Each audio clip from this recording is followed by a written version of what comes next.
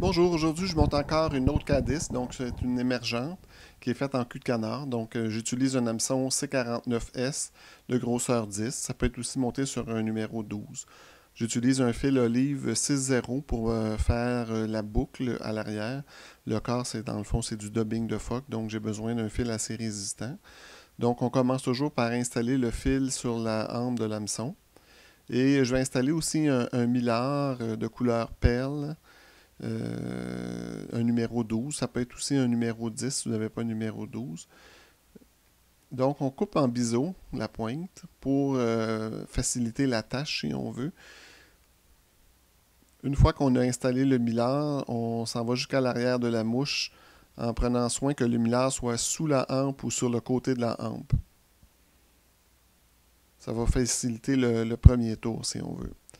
Donc, une fois qu'on a terminé d'installer le millard, avec mon index, j'emprisonne le fil et pour faire une boucle et je ramène le fil à l'avant de la mouche.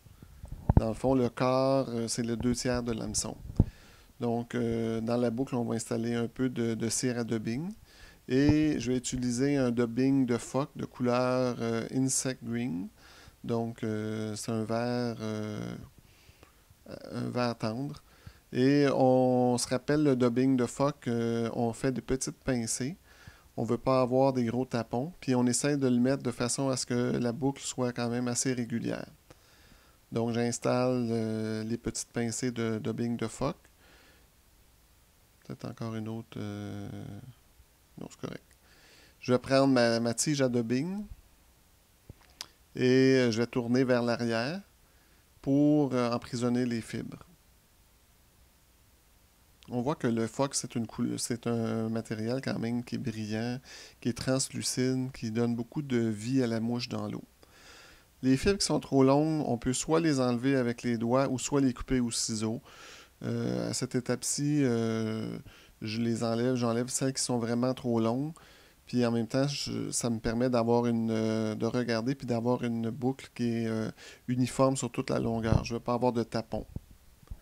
Donc, je vais transférer ma boucle avec ma pince à acule. Je vais emprisonner le bout de la boucle et ça va m'aider à tourner sur la hampe de l'hameçon la boucle. Donc, oups, l'échappé. On va reprendre. Évidemment, une chance qu'on a le montage, je peux couper les bouts et les reprendre. Donc, on fait des tours successifs, un à côté de l'autre.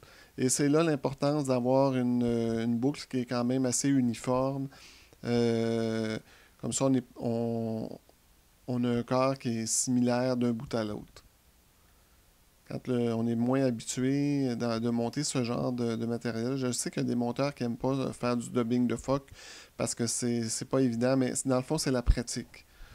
Donc, quand on a terminé d'installer notre phoque, on coupe le bout de la boucle et on va tourner notre millard. On peut enlever si on voit encore des fils trop longs.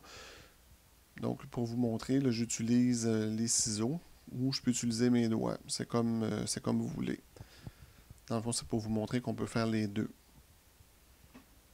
Ensuite, on tourne le millard sur le corps de la mouche. On fait 3 ou 4 tours. Si le millard est plus petit, on peut faire 5 tours. Là, ici, je vais faire 4 tours. Ça va être suffisant. Bon, voilà. Alors, on bloque à l'arrière. On attache notre millard bien comme il faut. Et on n'aura plus besoin de notre fil olive. Là, je vais les raccourcir. J'avais trop long de sortie. Ça va mal. Donc, j'emprisonne comme il faut mon millard. Je le bloque. Je le coupe l'excédent qu'on n'aura plus besoin. Et je vais faire un nœud de finition parce que je vais changer de fil.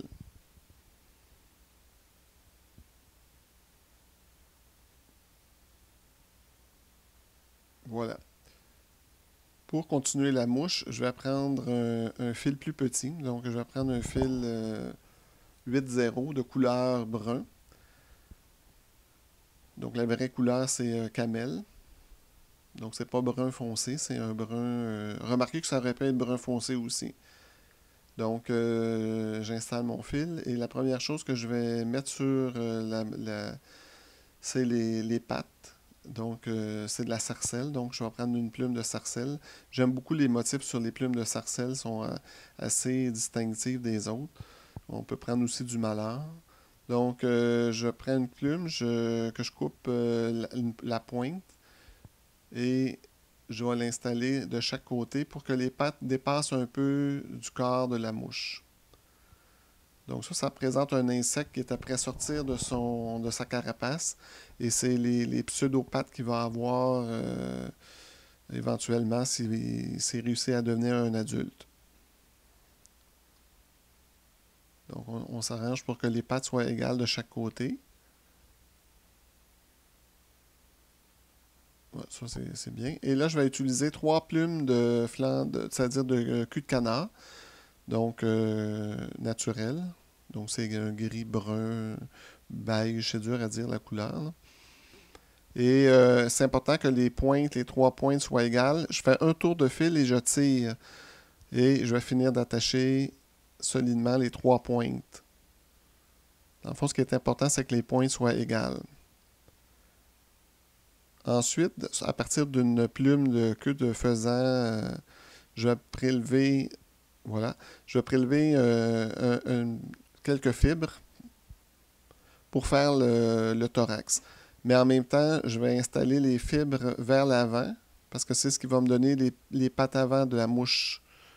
Donc, j'installe la pincée sur le dessus et on ramène le fil quand même assez loin en arrière. Et avant d'aller plus loin, je vais mesurer je vais séparer et je vais mesurer mes fibres s'ils vont être assez longs. C'est important plutôt que de continuer la mouche sans savoir, je vais essayer mes fibres pour voir si elles ont la longueur requise, c'est-à-dire il faut que ça se rende jusqu'à la pointe de l'hameçon. Oui, c'est bon. Je pense que oui, oui. On voit qu'elles auront la bonne longueur. Donc, on les replace vers l'avant. Et on va tourner les fibres un peu comme sur une mouche de faisan. On va tourner les fibres pour faire le thorax. Donc, 3 tours ou 4 tours, puis on s'aide avec notre index pour tenir le matériel, ou on prend la pince à acule. Un dernier tour. Et là, je vais bloquer le matériel. Voilà. Là, j'ai une fibre qui s'est en allée par en avant, là, mais c'est pas tellement grave, elle va être emprisonnée. Voilà. Donc, une fois que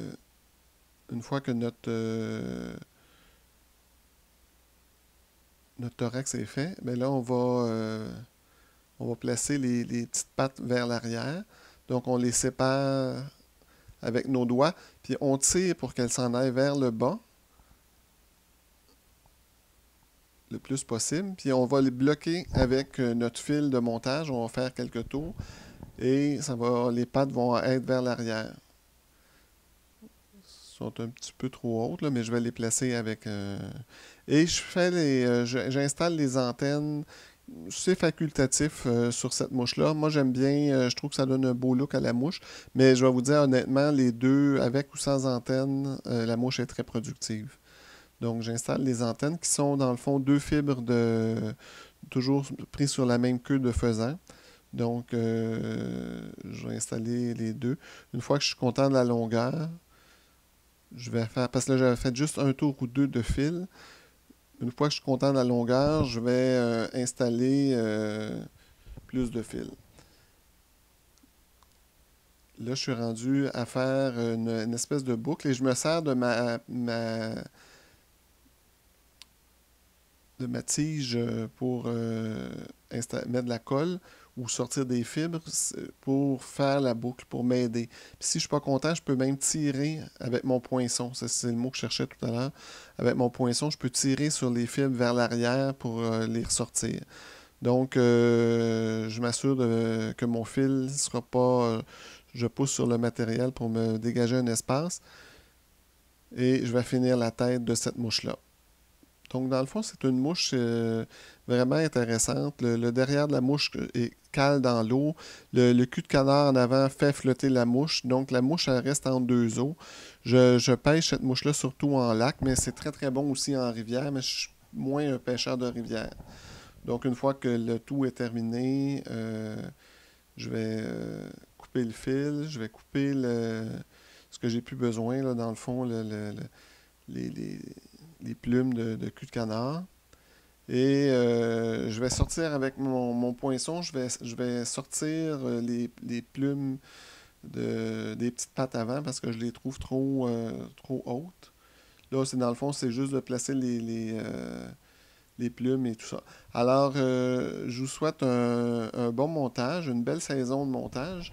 L'hiver est propice à faire du montage et l'été à pêcher. Donc, je vous souhaite vraiment d'utiliser cette mouche-là. Vous pouvez essayer différentes couleurs aussi pour faire votre derrière. Ça peut être du phoque jaune, ça peut être un beige, ça peut être d'autres couleurs. Alors, j'aime beaucoup les K10, c'est à avoir dans son coffre. Alors, bon visionnement et merci à tous de regarder mes vidéos.